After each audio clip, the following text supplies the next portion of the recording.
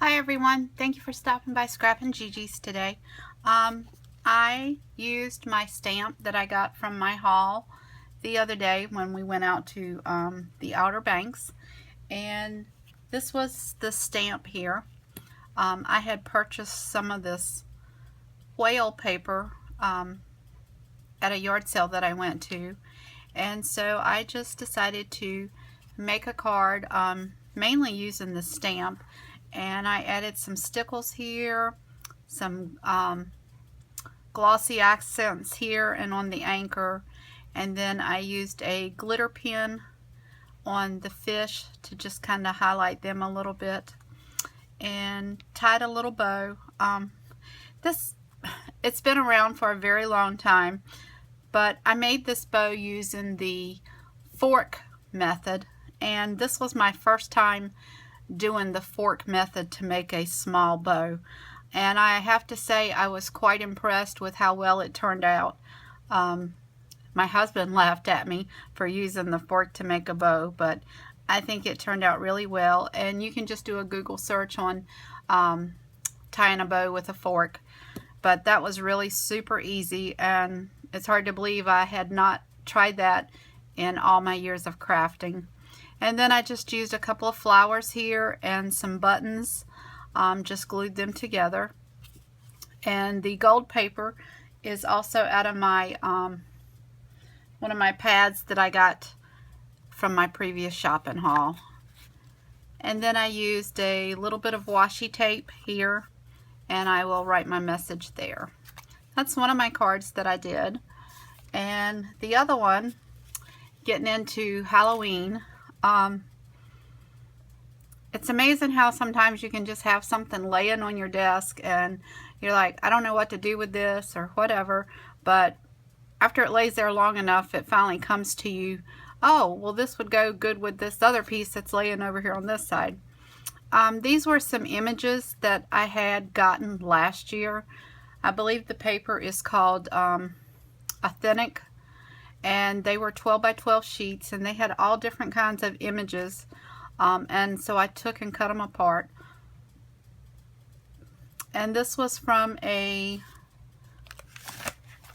sticker set called the Wicked, by my mind's eye, Wicked Mecant. And so I had used some of these. I'm not a huge fan of Halloween. However, I do like it. I just don't like the gory stuff with Halloween. But this was some paper that I had, and then this is a crocheted flower that was in my stash. So I used it, and some bling, and then on the inside of the card, where it says the air is different on Halloween, full of chills and thrills, that was actually at the top of the paper where you trim off that little inch or half inch on your 12 by 12 paper, and I thought how appropriate to put that for my sentiment. And then I just added some of the decals here.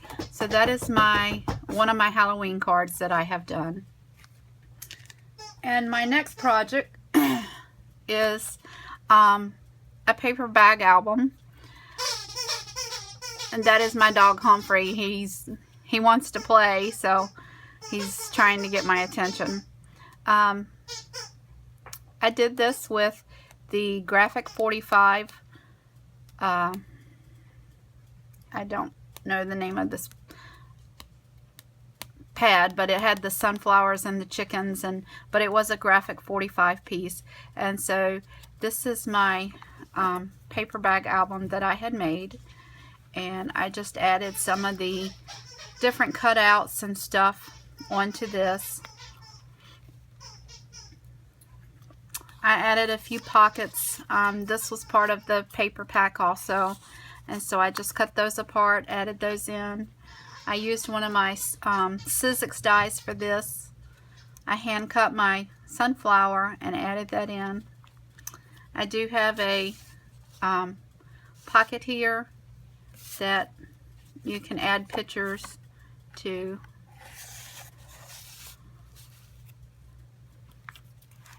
once again, I did some more cutouts and some more little tags for this.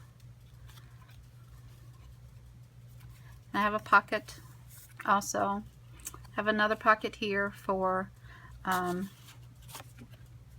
pictures, or I have friends of mine that actually take pictures of their chickens.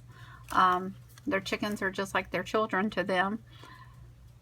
They taste good, but I'm not really into chickens that much, so everybody has their own little thing, and I think it's cool that they do that. We do benefit from getting their eggs occasionally, so that is a nice treat to have fresh eggs. And this page, I just added some of the small embellishments that came in the paper pad, and the fruit here, the sunflowers. I used a Martha Stewart punch here for my pocket.